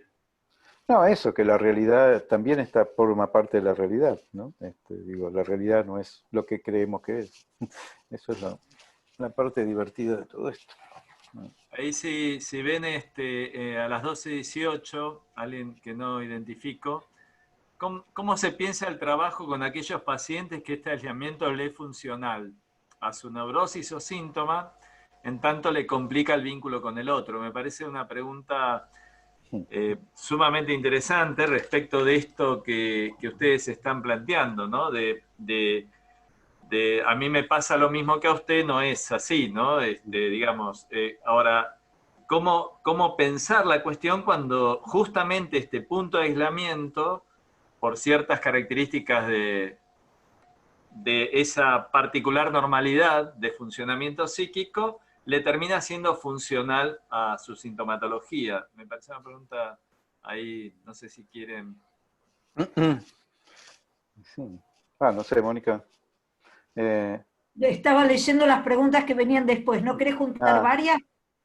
Bueno, está esa... Sí, no sé si podría decir mucho, pero es cierto que hay gente, una paciente me dice, no, yo no necesito sesiones ahora, estoy fantástica. Era lo que quería, poner en pausa mi vida, ¿no? Claro. Estoy bárbara, me dice. No quiero hablar, no tengo nada para hablar, ¿no? Así como otros no soportan, no saben cómo encontrar alguna manera de inventar algo para salir a la calle, aunque sea a asomar la nariz. Ahí me parece que es muy... Otro que me decía el otro día, yo ahora me doy cuenta que vengo viviendo en cuarentena hace como 5 años. ¿No? Ya venía Quiero en cuarentena. recordarles que por estar siendo esto una conferencia pública, vamos a tratar de no dar ejemplos clínicos. Vale, tenés razón. Así que se me ocurren un montón de casos, pero vamos a preservar Está bien, esta sí, sí, sí, situación tenés de razón. los Bueno, muy bien. pacientes. Muy general lo mío, pero está bien, Yo sí, vale. pensaba que en estas situaciones donde la pregunta era si es funcional a su síntoma, lo mismo que en el otro que no lo soporta, acompañaremos en esta situación lo que se pueda, porque además me parece que no es momento de descompensar la defensa de nadie, ¿no? No, por supuesto, por Claro. supuesto. Hay una otra pregunta de Inés Burgui.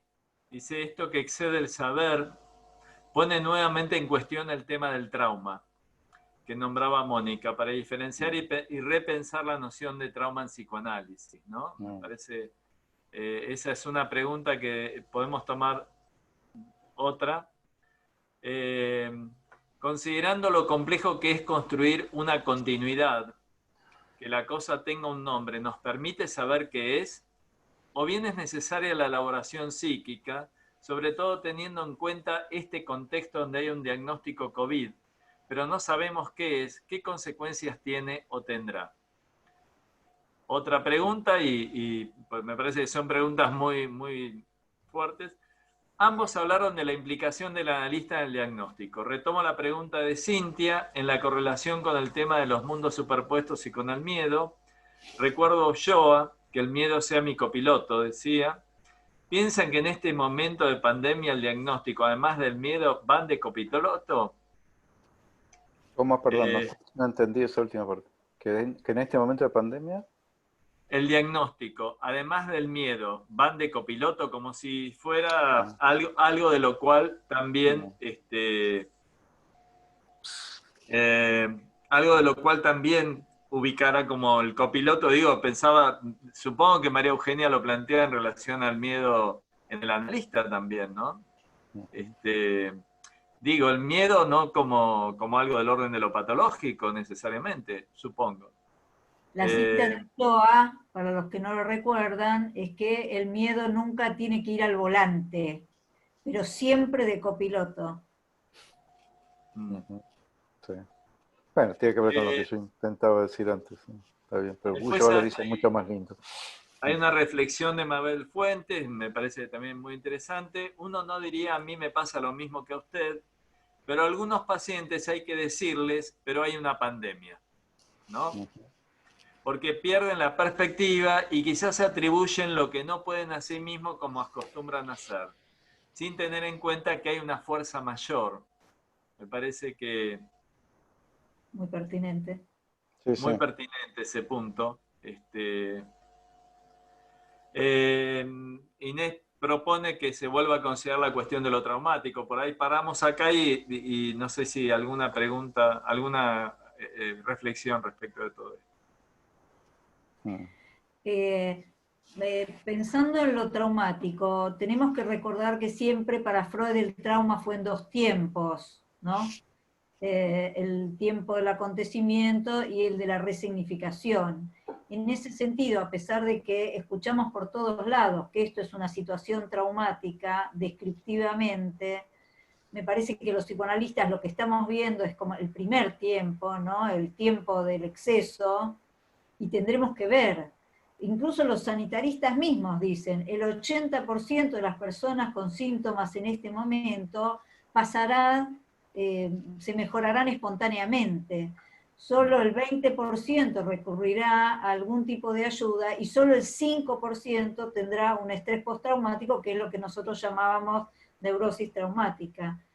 Y en ese sentido me parece que hay que tener mucho respeto por los recursos de cada uno, de hacer frente al estrés, ¿no? El efecto del estrés no solo depende de la fuerza del estresor, sino de los recursos, de cómo se lo enfrenta.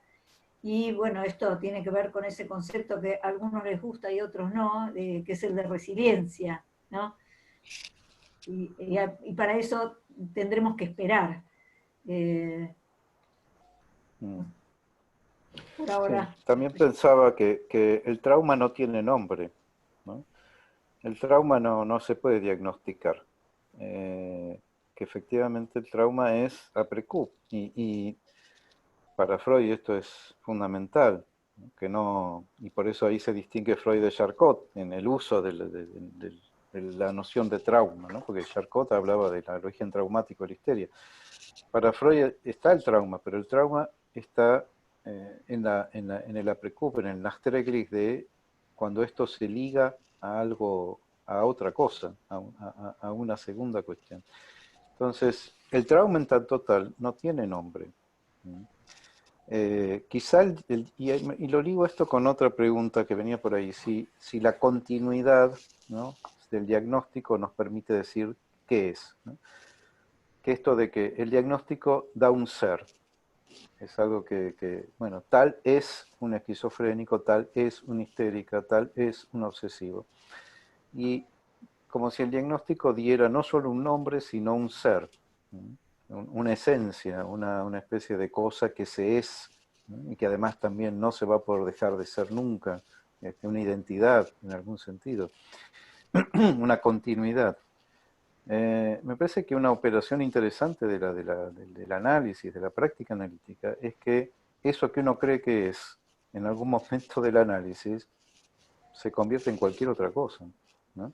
O por lo menos se pone en cuestión, o se enrarece, ¿no? Ah, yo creía que era tal cosa y resulta que no. Pero para eso hay que poder abstenerse, ¿no? La abstinencia también es abstenerse de un furor diagnosticandis que a veces nos toma, ¿no? Nos apasiona demasiado, creo. Y más en estos momentos. Yo creo que en estos momentos, justamente por este efecto de masa, la cuestión de la abstinencia es fundamental, ¿no? Porque si no, no podemos escuchar, no podemos hacer lugar a lo que el otro tiene para decir. Seguimos con algunas preguntas. Sebastián Sequeira dice, si hay algo que la pandemia expone es que la realidad psíquica no es lo único que importa, la realidad como cuarta instancia. Otra cosa es la subjetividad con la cual se vive esa realidad, ¿no? Esta es un planteo. Otro, ¿se pueden referir al rol del analista en aquellas instituciones donde el diagnóstico es central o, como decían, está por delante? Otra pregunta, voy a tomar 3 más.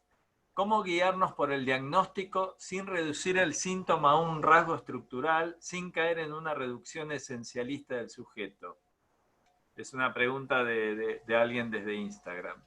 ¿Cómo? A ver, por favor, de nuevo esa última. ¿Cómo guiarnos por el diagnóstico? Pues está en privado, perdón. ¿Cómo guiarnos por el diagnóstico sin reducir el síntoma a un rasgo estructural, sin caer en una reducción esencialista del sujeto? Como pregunta. Otra pregunta. Con la pandemia, de Julio Melgar a todos, con la pandemia nos introducimos en una inversión de la lógica. Hacemos primero lo último, pensamos primero en el respirador, en cuidados intensivos, que en el primer nivel de atención. En psicoanálisis no podemos saltar de esa manera, aunque nos movamos permanentemente de manera heterocrónica, ¿no? Acá hay como un planteo. Y otra pregunta y hasta acá, dale. Ya, no entra todo.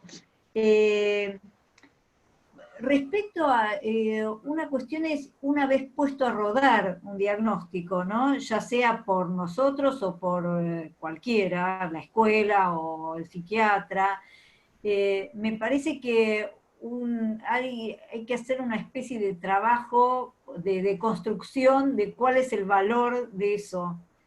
Incluso, por ejemplo, para que los pacientes puedan aceptar que tener ese diagnóstico y ese certificado de discapacidad los beneficia en múltiples maneras, ¿no? Por ejemplo, conseguir una extensión de la cobertura de su tratamiento, o etcétera.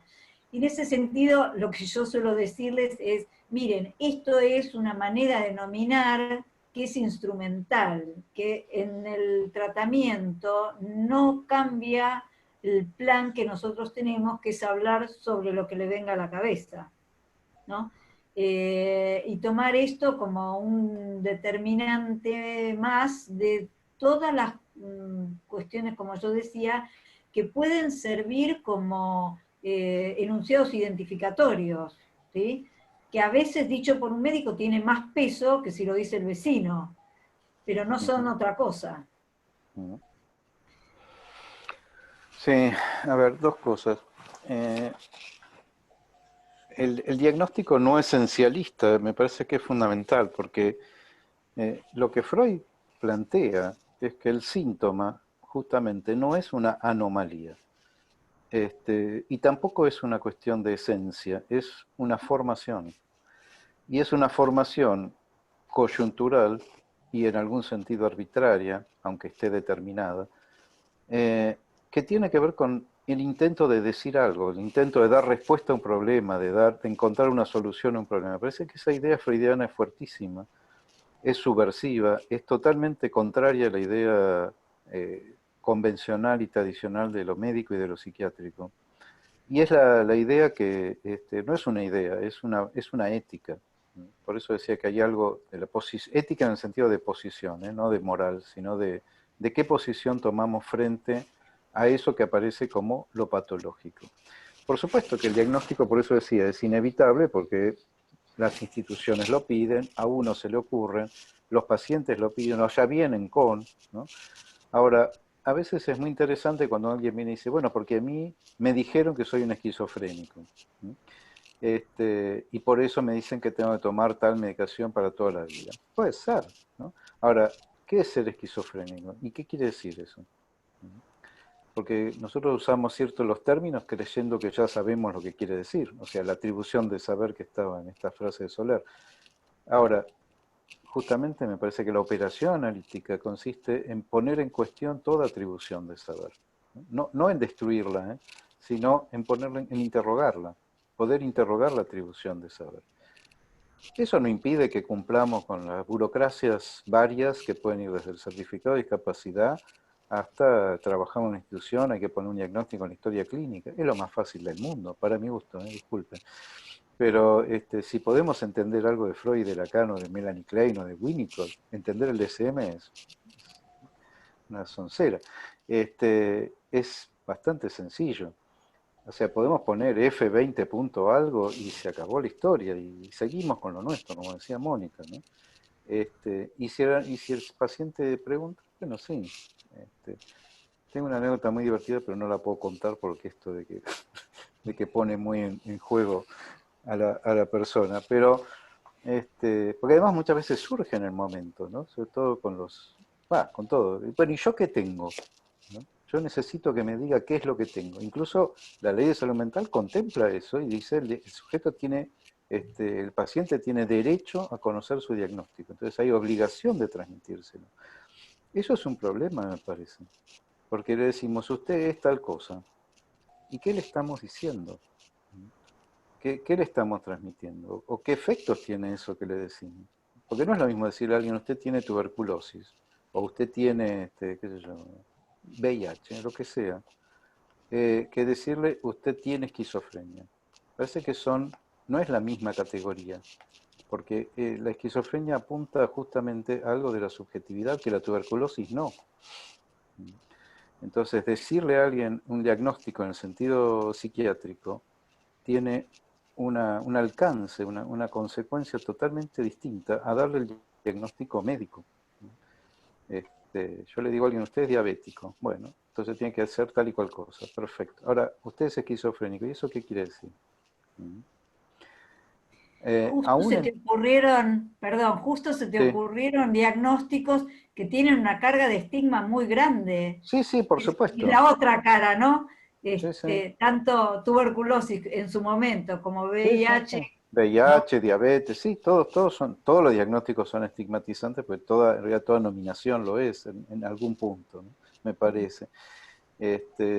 Pero el asunto justamente es, bueno, y todos llevamos el estigma del lenguaje y del nombre. Ahora, ¿qué hacemos con eso? Me parece que si nosotros podemos acompañar a las personas que atendemos a ver qué hacen con ese diagnóstico, que puede ser verdad, incluso uno puede darle un valor de verdad, sí, esto es así, tu diagnóstico es tal. Ahora, ¿cuál es me acuerdo, voy a contar algo, creo que no se va a reconocer a nadie. Una mujer que una vez me decía, ni siquiera es una paciente, me decía, porque a mí me dicen que tengo cistitis, ¿no? Todos los médicos que voy me dicen que tengo cistitis. Pero yo no quiero que me hablen de la cistitis, yo quiero que me hablen de mi cistitis, ¿no? Porque la mía no es igual a todas las demás. En ese punto, en ese punto donde hay algo que si no queda no solo perdido, queda excluido, y eso es tremendamente enfermante, ¿no? Cuando algo de la dimensión de la subjetividad queda excluido porque se cree que el sentido lo agota, eso se sabe, tiene consecuencias en general bastante complicadas, en particular para el cuerpo, ¿no? Esa es mi idea, me parece que hay algo ahí. Perdón, me Seguimos extendí. con... No, no, está muy interesante. Hay una pregunta de Florencia que me parece que es interesante para poder seguir pensando, que es cómo poder pensar y sostener nuestra función analítica cuando el miedo a veces irrumpe también en el analista. Digo, me parece que esta pregunta respecto de cómo sostener nuestra función como analistas cuando, bueno, la cuestión del miedo también habita al analista en el medio de esta pandemia, ¿no? Desde la experiencia actual de ustedes, pregunta Miguel Toyo, ¿la modalidad remota incide en los análisis y por lo tanto en los diagnósticos? Si es así, ¿cómo? Mabel Fuentes plantea, el trauma no tiene nombre, pero silvana en muchos traumas parciales. Por ejemplo, al permitirle hablar a los pacientes, al escucharles, puede ligarse quizás a palabras, que es lo que está perdiendo cada uno con la cuarentena, por ejemplo, ¿no? Ahí me parece interesante, vuelve la cuestión del trauma respecto de este punto. Sí, por supuesto. A lo que no tiene nombre hay que ponerle palabra, hay que hacer... Pasa que, nuevamente, creo que si nos quedamos creyendo que las palabras dicen lo que dicen, eso es traumático también. Pero ya va, ¿sabes? Gracias.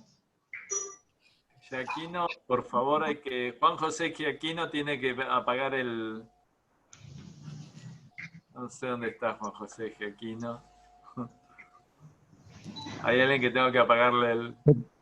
¿Qué tengo que apagar? Juan José, tenés que apagar el silenciarte, Juan José. Ah, bueno. Por favor.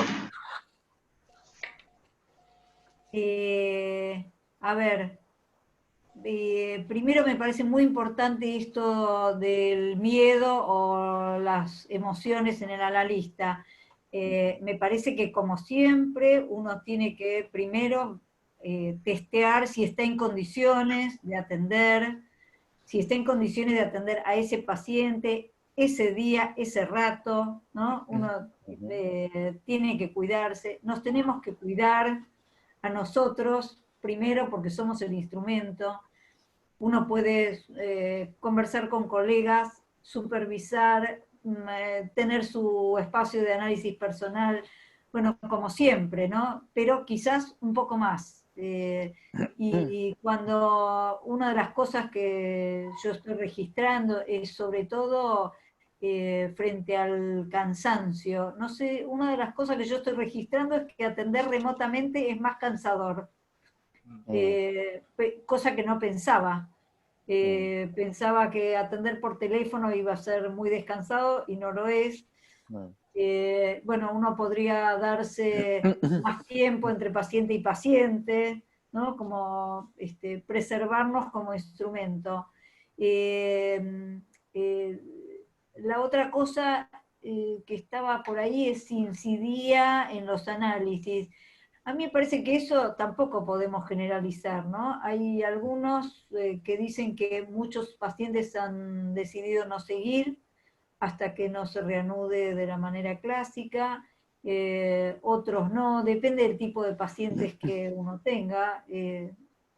Entonces, me parece que todavía no estamos viendo demandas nuevas No hay una explosión de la demanda en este momento, todavía me parece que la gente está esperando.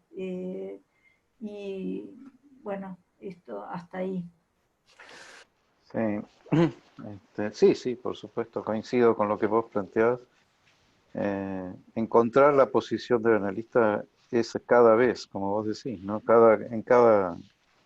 En cada momento, no es algo que uno tenga, es algo que uno encuentra y se pierde fácilmente, además.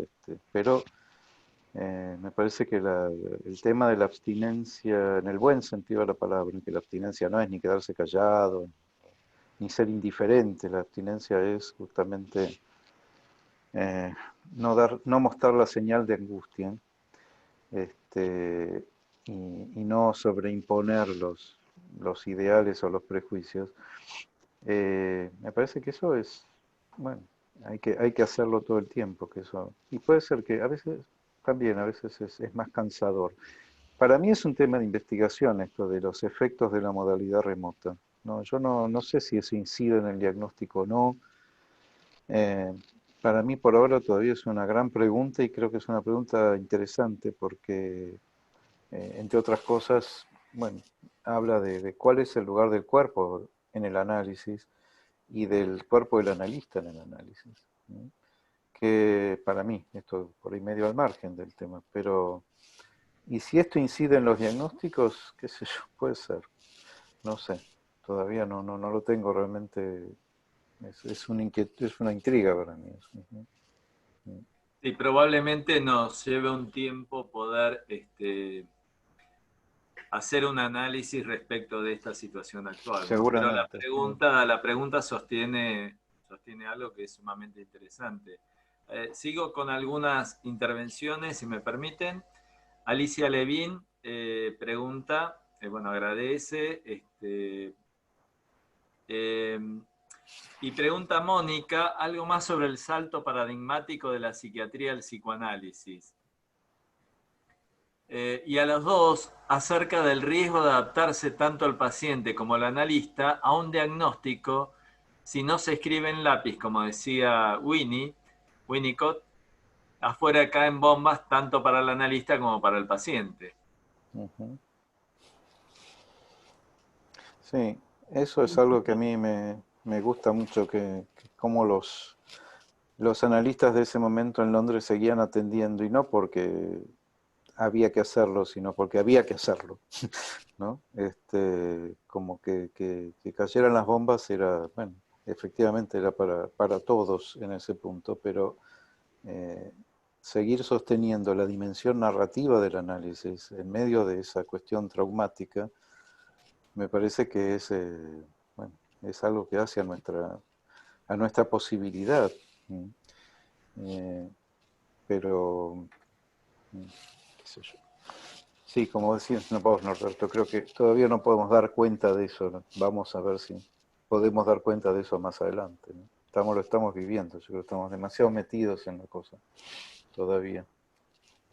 Acá hay Ileana Fischer, esto mandó en privado, en vez de pensar usted es, ¿no? El tema de dar identidad o algo esencialista, el diagnóstico podría pensarse como el modo de respuesta que tiene el sujeto ante la angustia que puede ser momentánea.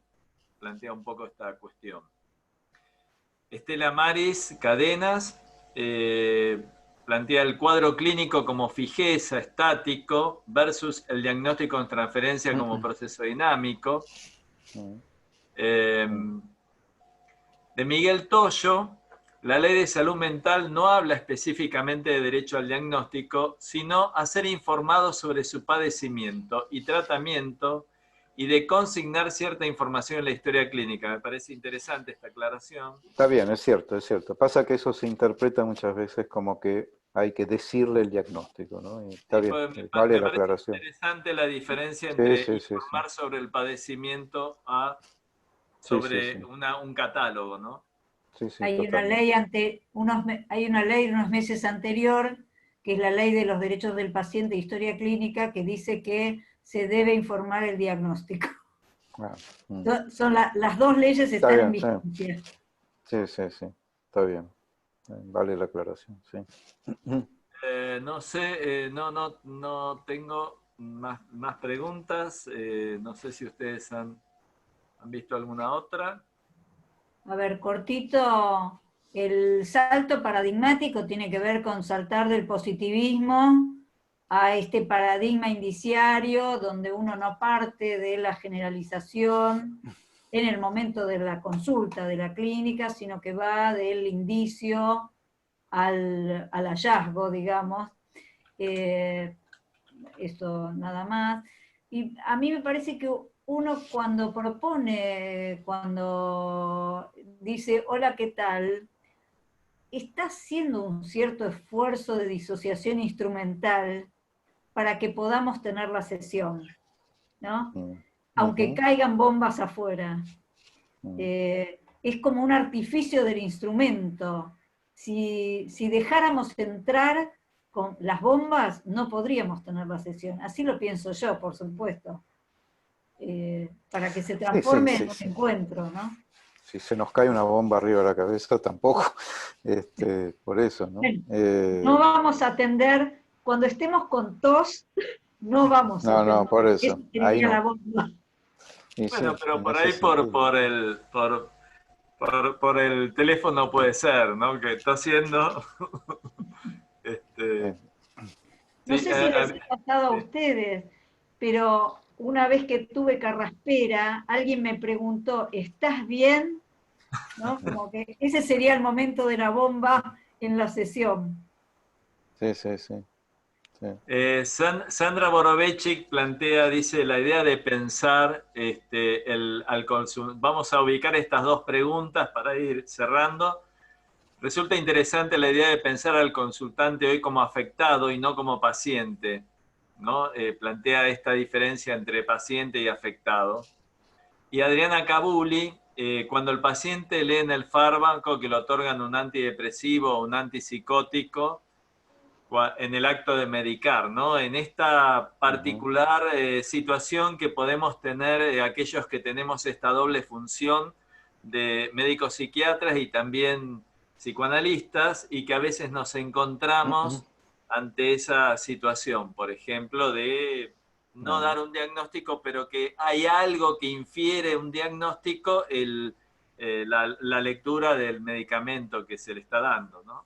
Bueno, y vamos cerrando, cada uno contestando alguna de estas preguntas y vamos cerrando la cuestión. No sé qué les parece.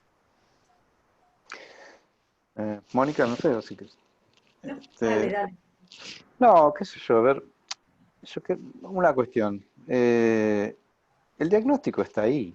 No lo vamos a borrar. Una vez le preguntaron a Lacan, bueno, para usted, ¿cuál es la diferencia entre neurosis y psicosis? Y Lacan contesta muy suelto de cuerpo, la que aparece en cualquier buen manual de psiquiatría, ¿no? Punto. O sea, eso es así.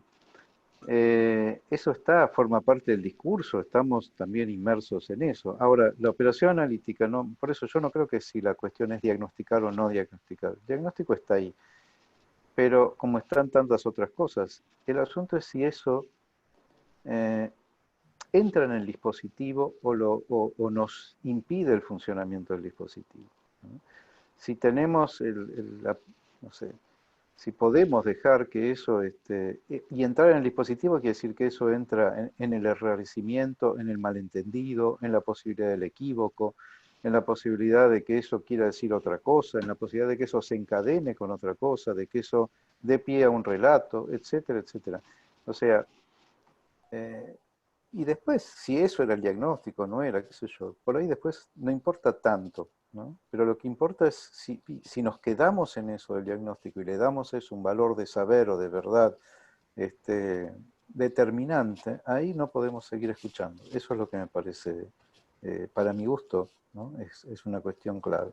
Ahora, que esté el diagnóstico, sí está, es como tantas otras cosas, es como cuando el paciente viene y dice, fui a la astróloga, fui a una astróloga, ¿en serio? ¿Y qué te dijo? ¿No? Ah, me dijo unas cosas fantásticas. ¿Y qué esto?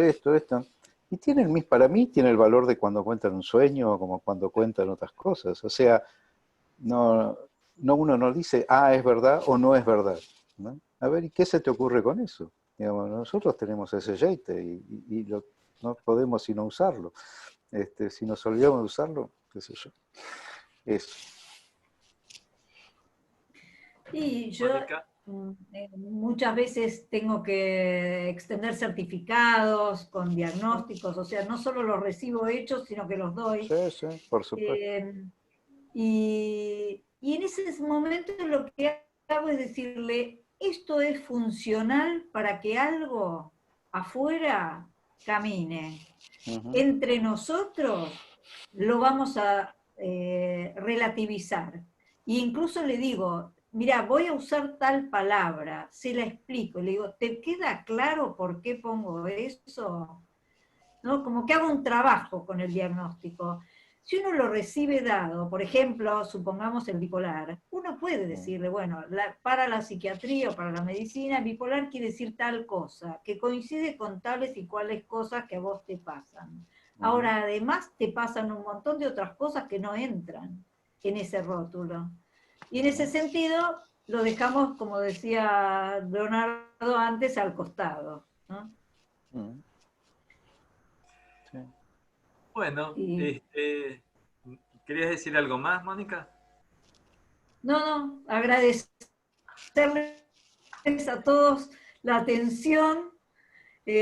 Ha sido una experiencia inédita para nosotros, para todos, ver tantas caras que no entran en una sola pantalla, ¿no? Para la escuela es un orgullo haber sostenido esto, y para mí haber sido parte. Sí, yo también quiero agradecer muy especialmente a la escuela y a todos los que hemos participado, porque también es una muy buena experiencia para mí. Bueno, como les decía, atrás de esta actividad hay un equipo que nombré al inicio, y atrás de ese equipo hay un consejo directivo de la escuela que también ha dado toda esta posibilidad de que podamos llevar adelante, seguir pensando y que el coronavirus, no nos invalide la posibilidad de seguir pensando en psicoanálisis, que no nos saque ese placer de seguir trabajando y pensando juntos con otros. La verdad que ha sido muy, muy interesante el intercambio. Han quedado preguntas, pero bueno, eran 100 participantes. Ya de por sí, vuelvo a invitar a todos los participantes a que se conecten con la página de la escuela. Hay una oferta de muchos espacios para pensar y en principio ya les informamos que para la semana que viene, en este mismo horario, el miércoles de 11 a 13, el área de psicosomática va a presentar una actividad que tiene un nombre muy, muy adecuado, que no lo traje acá, pero no importa, es un nombre muy adecuado a este momento en particular, que va a estar la licenciada Alicia Levín, el doctor José Fishbein y la doctora Lidia Storti, y que bueno, vamos a volver a compartir un espacio de pensamiento en psicoanálisis que la verdad que es sumamente placentero. Muchísimas gracias a los dos. Esperen que voy a hacer a ver si puedo hacer que, bueno, tengan todos la posibilidad de activar a todos. Y bueno, para un aplauso a la mesa.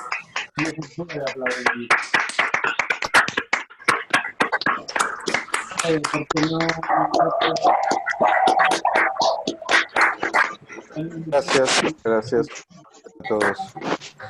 Muy buena la mesa.